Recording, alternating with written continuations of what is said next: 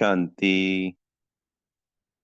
आज 29 जनवरी 2025 के महावाक्य में प्यारे मीठे बाप दादा ने कहा, मीठे बच्चे, तुम्हें अपने योग बल से ही विकर्म विनाश कर पावन दुनिया बनानी है।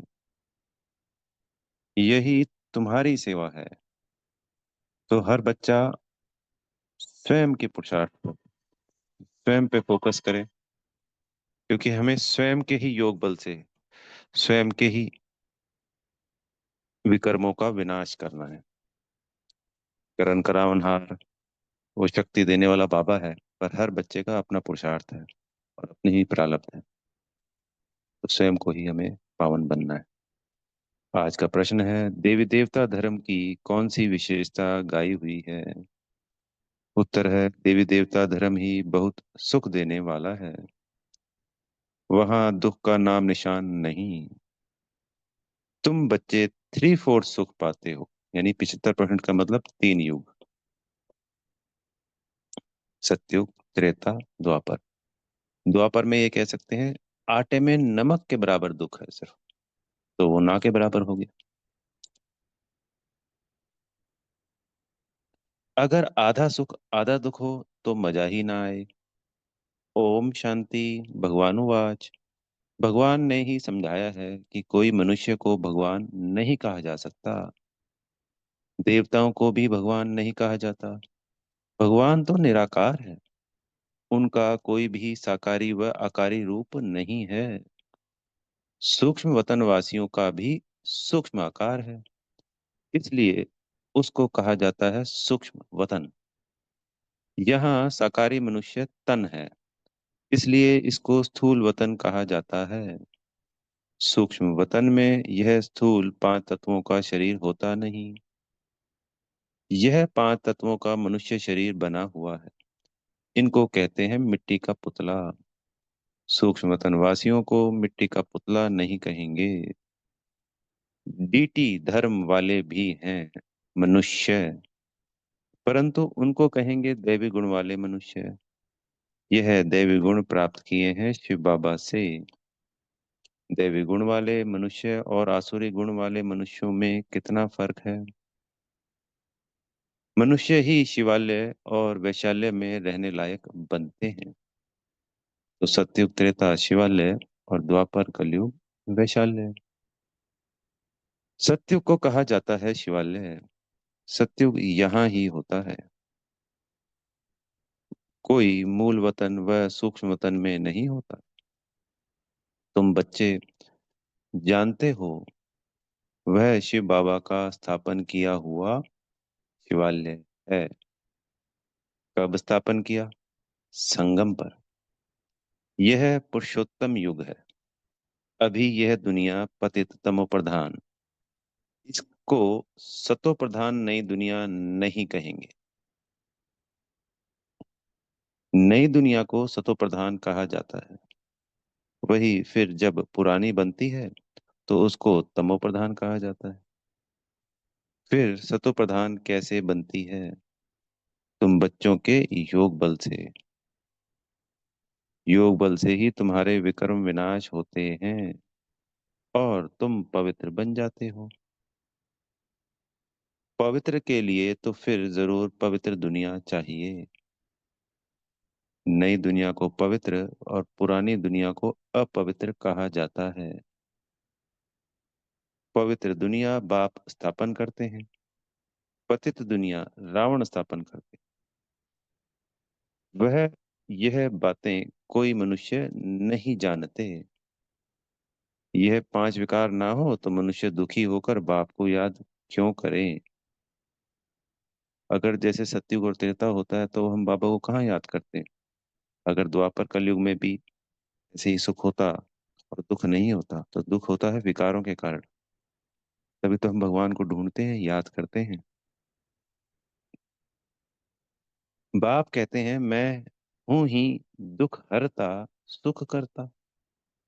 रावण का 5 विकारों का पुतला बना दिया है, 10 शीश का। उस रावण को दुश्मन समझकर जलाते हैं। सो भी ऐसे नहीं कि द्वापर आदि से ही जलाना शुरू करते हैं। नहीं, जब तमो प्रधान बनते हैं तब कोई मत मंतांतर वाले बैठ ये नई बातें निकालते हैं। तो तमो प्रधान हम कब बनते हैं? ऐसे तो कहेंगे जी कलयुग से ही बनते हैं शुरुआत से, पर कलयुग की शुरुआत में हम तमोगुणी होते हैं। तमो प्रधानता फिर बाद में आती है। तो ये भी एक अवस्था होती है। जैसे तमो से ज्यादा तमो प्रधान अवस्था ज्यादा पतित पने वाली है, ज्यादा दुखों वाली है। तो रावण को भी इस कलयुग में ही मध्य में कह सकते हैं, जब रामायण का ज्यादा प्रभाव निकला होगा तब जलाना शुरू किया होगा।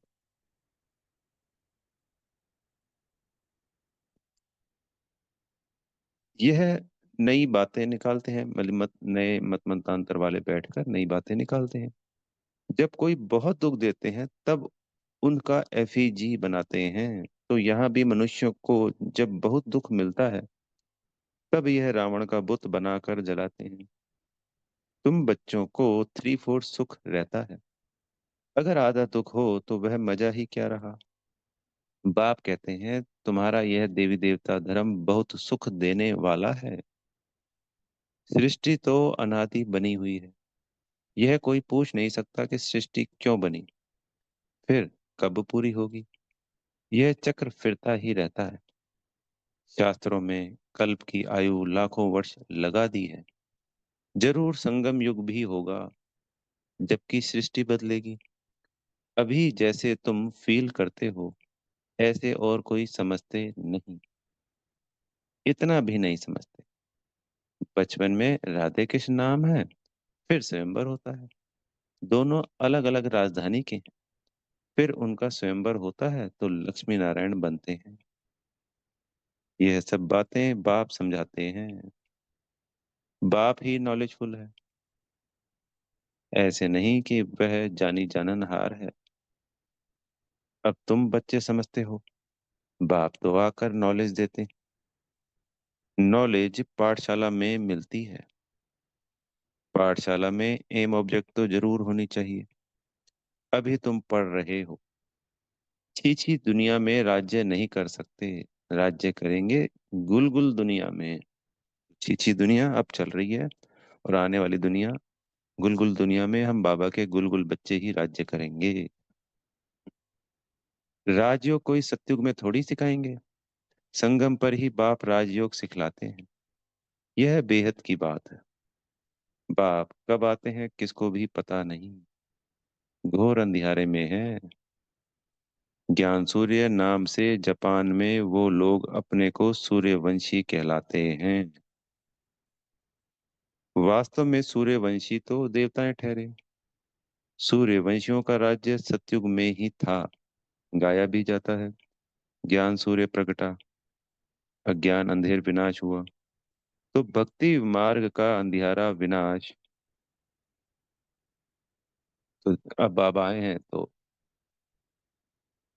ये जो अंधियारी दुनिया है, जो अज्ञानता में डूबी हुई है, अज्ञान रूपी अंधेरे में, यह अज्ञान रूपी अंधेरा का विनाश हो जाएगा, और ज्ञान रूपी सोजरा हो जाएगा। पूरे संसार में सतयुग आ जाएगा, क्योंकि वो ज्ञान के आधार पे आता है। हमें ज्ञान से सतयुग की प्राप्ति होती है। नई दुनिया सो पुरानी, और पुरानी दुनिया सो फिर नई होती है, क्योंकि यही दुनिया तो नई पुरानी हो रही है ना। यह बेहद का बड़ा घर है। कितना बड़ा मांडवा है। सूर्य चांद सितारे कितना काम देते हैं। रात्रि को बहुत काम चलता है।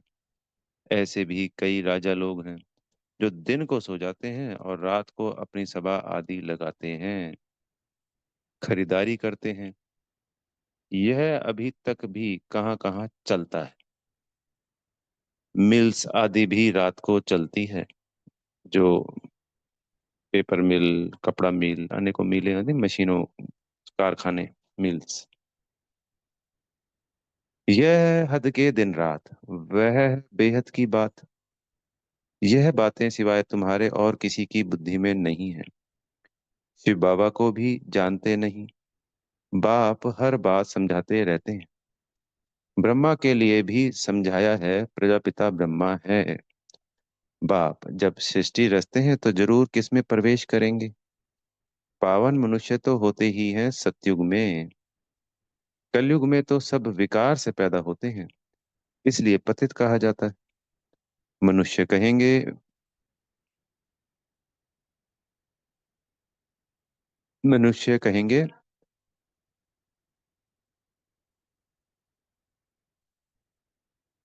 मनुष्य कहेंगे, विकार बिगर सृष्टि कैसे चलेगी? अरे, देवताओं को तुम कहते हो संपूर्ण निर्विकारी।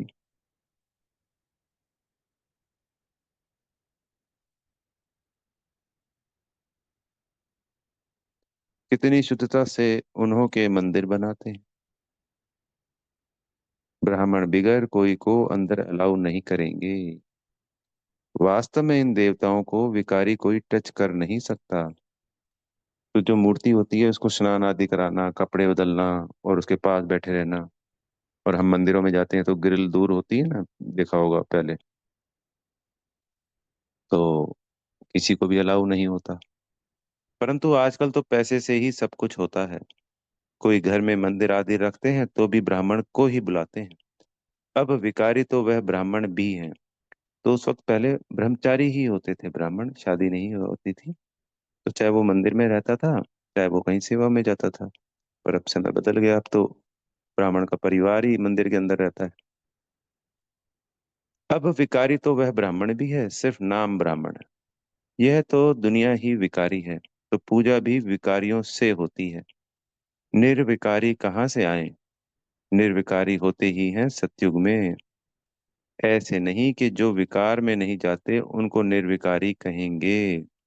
शरीर तो फिर भी विकार से पैदा हुआ है ना। बाप ने एक ही बात बताई है कि यह सारा रावण राज्य है। राम राज्य में है संपूर्ण निर्विकारी। रावण राज्य में है विकारी। सतयुग में पवित्रता थी तो पीस प्रॉस्पेरिटी भी थी। तुम दिखला सकते हो, सतयुग में इन लक्ष्मी नारायण का राज्य था ना। वहां पांच विकार होते नहीं। वह है ही पवित्र राज्य जो भगवान स्थापन करते हैं। भगवान पतित राज्य थोड़ी स्थापन करते हैं। सतयुग में अगर पतित होते तो पुकारते ना। वहां तो कोई पुकारते ही नहीं। सुख में कोई याद नहीं करते, तो बाबा को सुख में कोई याद नहीं करते। परमात्मा की महिमा भी करते हैं। सुख के सागर, पवित्रता के सागर। कहते भी हैं शांति हो। अब सारी दुनिया में शांति मनुष्य कैसे करेंगे? शांति का राज्य तो एक स्वर्ग में ही था। जब कोई आपस में लड़ते हैं तो सुलह कराना होता है, यानी शांति, आपस में सुलह कराते हैं ना। वहां तो है ही एक राज्य। बाप कहते हैं इस पुरानी दुनिया को ही अब खत्म होना है। इस महाभारत लड़ाई में सब विनाश होते हैं। विनाश काले विपरीत बुद्धि, अक्षर भी लिखा हुआ है। बरोबर पांडव तो तुम हो ना। तुम हो रूहानी पंडे। सबको मुक्ति धाम का रास्ता बताते हो। वह है आत्माओं का घर, शांति धाम। यह है दुख धाम। अब बाप कहते हैं इस दुख धाम को देखते हुए भी भूल जाओ। बस अभी तो हमको शांति धाम में जाना है। यह आत्मा कहती है। आत्मा रियलाइज करती है। आत्मा को स्मृति आई है कि मैं आत्मा हूँ। बाप कहते हैं मैं जो हूँ, जैसा हूँ, और तो कोई समझ ना सके। तुमको ही समझाया है। मैं बिंदी हूँ। तुम्हें यह गड़ी गड़ी बुद्धि में रहना चाहिए कि हमने 84 का चक्र कैसे लगाया है। इसमें बाप भी याद आएगा, घर भी याद आएगा, चक्र भी याद आएगा। इस वर्ल्ड की हिस्ट्री ज्योग्राफी को तुम ही जानते हो। कितने खंड है, कितनी लड़ाई आदि लगी। सतयुग में लड़ाई आदि की बात ही नहीं। कहाँ राम राज्य और कहाँ रावण राज्य। बाप कहते हैं अभी तुम जैसे कि ईश्वरीय राज्य में हो। क्योंकि ईश्वर यहाँ आया है राज्य स्थापन करने। ईश्वर खुद तो राज्य करते नहीं। खुद राजाई लेते नहीं, निष्काम सेवा करते हैं। ऊंच से ऊंच भगवान है सब आत्माओं का बाप। बाप कहने से एकदम खुशी का पारा चढ़ना चाहिए। अत्यंद्रिय सुख तुम्हारी अंतिम अवस्था का गाया हुआ है। तो जो कर्मातीत अवस्था से पहले की अवस्थाएं आएंगी, जो हम पुरुषोत्तम संगम युग पे पुरुषार्थ कर रहे हैं, तो पुरुषोत्तम संगम युग पे भी प्रारब्ध है। एक तो अतीन्द्रिय सुख हो गया। एक बाबा ने थोड़े दिन पहले अव्यक्त मुरली में चलाई थी कि तुम्हें जीवन मुक्त अवस्था का यहीं पे अनुभव करना है।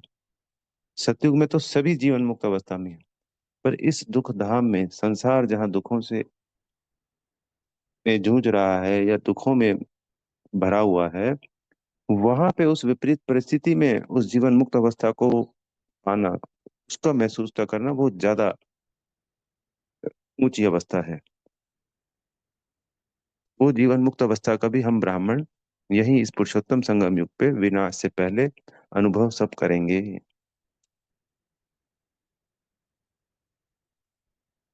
जब इम्तिहान के दिन नजदीक आते हैं, उस समय सब साक्षात्कार होते हैं। अतीन्द्रिय सुख भी बच्चों को नंबरवार है। तो जो इस वक्त बाबा हमें आत्मा की प्रैक्टिस कराते हैं, तो जो जितना आत्मा की प्रैक्टिस करेगा, स्वयं को आत्मिक स्थिति में स्थित करके बाबा की श्रीमत को पालन करेगा, उसी हिसाब से हर आत्मा को अतीन्द्रिय सुख की प्राप्ति होगी। कोई तो बाप की याद में बड़ी खुशी में रहते हैं। तुम बच्चों को सारा दिन यही फीलिंग रहे, ओहो बाबा, आपने हमें क्या से क्या बना दिया, आपसे कितना ना हमें सुख मिलता। बाप को याद करते प्रेम के आंसू आ जाते। कमाल है, आप आकर के हमको दुख से छुड़ाते हो, विषय सागर से क्षीर सागर में ले चलते हो। सारा दिन यही फीलिंग रहनी चाहिए। बाप जिस समय तुमको याद दिलाते हैं तो तुमको कितने गदगद होते हो, तो तुम कितने गदगद होते हो। शिव बाबा हमको राजयोग सिखला रहे हैं। बरोबर शिवरात्रि भी मनाई जाती है, परंतु मनुष्यों ने शिव बाबा के बदले श्री कृष्ण का नाम गीता में दे दिया है। यह बड़ी ते बड़ी एकच भूल है। नंबर वन गीता में ही भूल कर दी है। ड्रामा ही ऐसा बना हुआ है। बाप आकर यह भूल बताते हैं कि पति पावन मैं हूँ, वह श्री कृष्ण। तुमको मैंने राजयोग सिखलाए मनुष्य से देवता बनाया। गायन भी मेरा है ना। अकाल मूरत अजोनी प्रथम। श्री कृष्ण की यह महिमा थोड़ी कर सकते हैं। वह तो पुनर्जन्म में आने वाला है। तुम बच्चों में भी नंबरवार है, जिनकी बुद्धि में यह सब बातें रहती हैं। ज्ञान के साथ चलन भी अच्छी चाहिए। माया भी कोई कम नहीं। जो पहले आएंगे वह जरूर इतनी ताकत वाले होंगे। यानी सबसे शक्तिशाली 9 लाख आत्माएं हैं।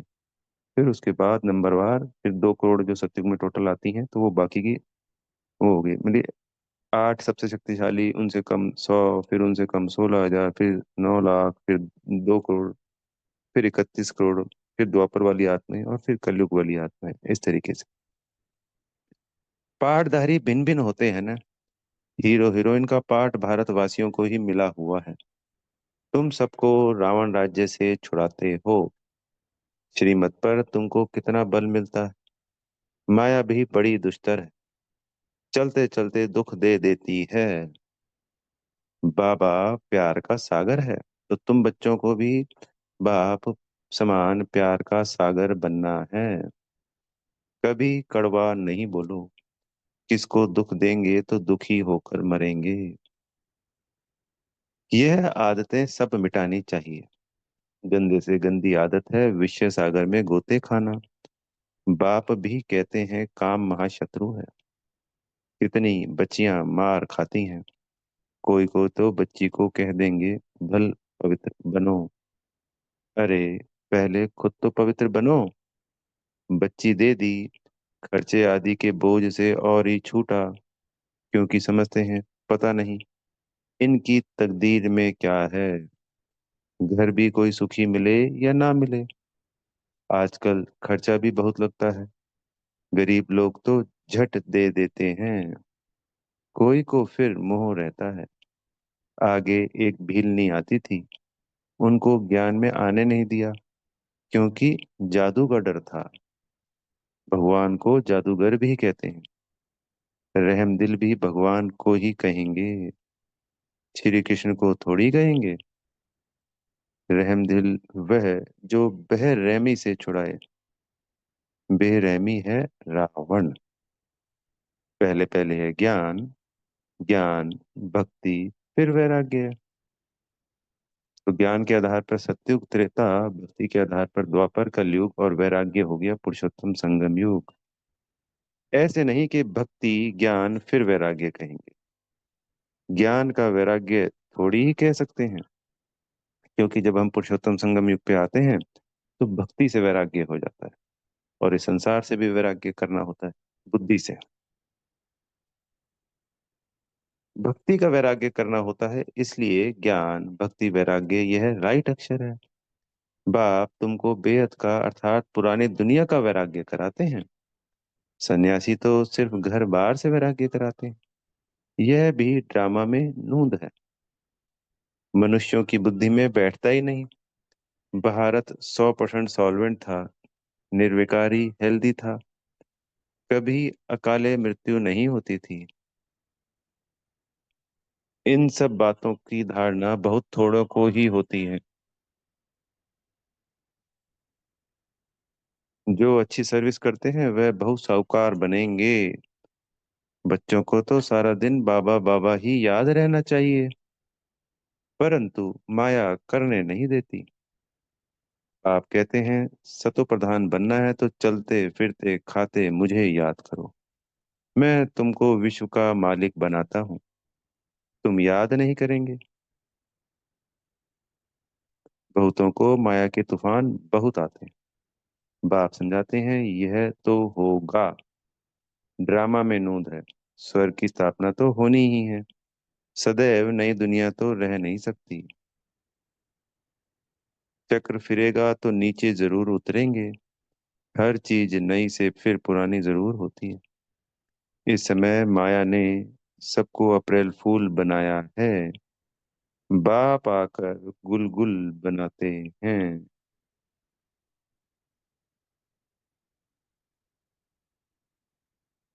अच्छा। मीठे मीठे सिकी लदे बच्चों प्रति माता पिता बाप दादा का याद प्यार और गुड मॉर्निंग। रूहानी बाप की रूहानी बच्चों को नमस्ते। हम रूहानी बच्चों की प्यारे मीठे रूहानी बाप दादाजी को याद प्यार, गुड मॉर्निंग और नमस्ते। धारणा के लिए मुख्य सार में पहला पॉइंट, बाप समान प्यार का सागर बनना है। कभी किसी को दुख नहीं देना है। कड़वे बोल नहीं बोलने हैं। गंदी आदतें मिटा देनी है। दूसरा पॉइंट, बाबा से मीठी मीठी बातें करते इस फीलिंग में रहना है कि ओहो बाबा, आपने हमें क्या से क्या बना दिया है, आपने हमें कितना सुख दिया है। बाबा आप क्षीर सागर में ले चलते हो। सारा दिन बाबा बाबा बाबा याद रहे। तो बाबा ने हमें बताया है कि कैसे हमें बाबा से बातें करनी है। तो बाबा की महिमा करनी है, बाबा की प्राप्तियों को याद करना है। यही बाबा की याद है। इसी से हमारी प्रारब्ध बनती है। इसी से हम जब खुशी में रहेंगे, तो खुशी में रहने से जब बाबा को परम धाम में याद करेंगे तो हमारे विकर्म जल्दी दग्ध होंगे। अगर हम मूंझेंगे, परेशान होंगे, दिल शिकस्त होंगे, तो फिर हमारा योग बाबा के संग रह नहीं सकता, और विक्रम विनाश जल्दी नहीं हो सकते। तो जितना खुशी का पारा चढ़ता जाएगा, तभी बाबा कहते हैं खुशी जैसी खुराक नहीं, सदा खुश रहो, सदा ऐसे मीठी मीठी याद वाली बातें करो। क्योंकि सर्व प्राप्तियां खुशी से हैं, बहुत तेजी से प्राप्तियां कई गुना बढ़ जाती हैं प्राप्तियां खुशी से। आज सतगुरु जी से वरदान मिल रहा है, सर्व संबंध और सर्व गुणों की अनुभूति में संपन्न बनने वाले संपूर्ण मूर्त भव, संगम युग पर विशेष सर्व प्राप्तियों में स्वयं को संपन्न बनाना है। इसलिए सर्व खजाने, सर्व संबंध, सर्व गुण और कर्तव्यों को सामने रख चेक करो कि सर्व बातों में अनुभवी बने हैं। यदि किसी भी बात के अनुभवी की कमी है, तो उसमें स्वयं को संपन्न बनाओ। एक भी संबंध व गुण की कमी है तो संपूर्ण स्टेज व संपूर्ण मूर्त नहीं कहला सकते। इसलिए बाप के गुणों व अपने आदि स्वरूप के गुणों का अनुभव करो। तो बाप के गुण हो गए अनादि हमारे, और आदि हो गए देवी देवता गुण। अनुभव करो तब संपूर्ण मूर्त बनेंगे। स्लोगन है, जोश में आना भी मन का रोना है, अब रोने का फाइल खत्म करो।